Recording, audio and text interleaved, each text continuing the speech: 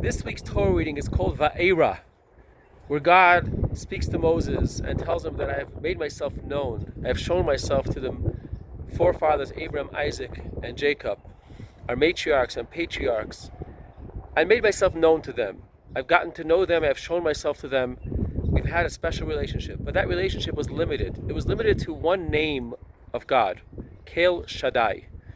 However, when it comes to the Jewish people, now that we're going to experience the Exodus, it's going to be a different name.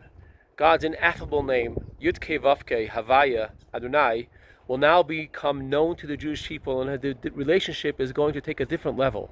From now on, that relationship will be infinite, pure, connected beyond anything that was experienced up to then. That's going to happen at the foot of Mount Sinai when the Jewish people are going to become a nation and receive the Torah from God. Why would God tell this to Moses? What's this monologue about? Well, in the last week Torah reading we've ended where Moses, after going to Pharaoh and asking that Pharaoh let the Jewish people go, and demanding their release, that they should go out and pray and serve God and become a nation, Pharaoh not only didn't allow them to go, as we know this story, but even made it worse. It made it very difficult. He told them he's not going to give them straw to make their bricks. They're going to have to find their own straw and create those bricks and build those buildings for Pharaoh. And Moses comes crying, screaming, begging, pleading to God, Lama hari oisala amazeh.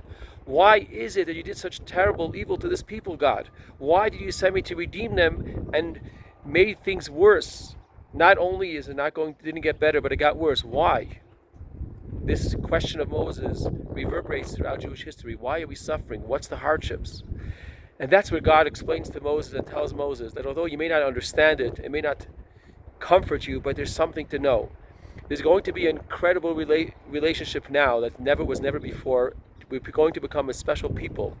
A special Torah is going to be given to the Jewish people. And we're going to have a special relationship. And for that special light and infinite connection, there has to be a transformation. There's a darkness before the light.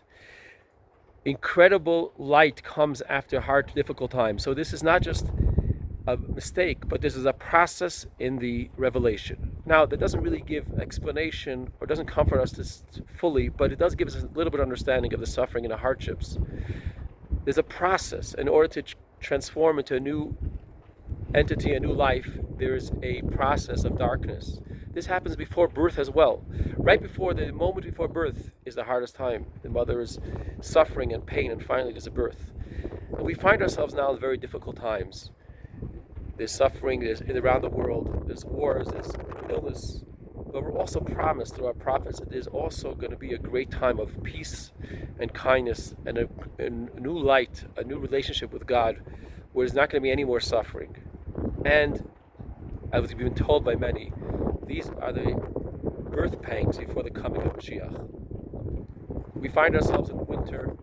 In a few weeks we're going to be marking the day of Tu B'Shvat. Tu B'Shvat celebrates when the trees start filling themselves up with sap. It's dead winter. We don't see any fruits, we don't see any leaves on the tree, but we know that deep down they're rejuvenating. Hidden under the earth is a rejuvenation process that starts at Tu B'Shvat, and that's what we mark on Tu B'Shvat. What we have to do is keep on doing the things that make the world a better place. Another mitzvah, because we know we have that power. God gave us that relationship at Mount Sinai, and we suffered through a lot in order to achieve it. Let's hold on, hang in there for a little bit more, and do the next step to bring Mashiach now. Shabbat Shalom, where we see the light after all this darkness.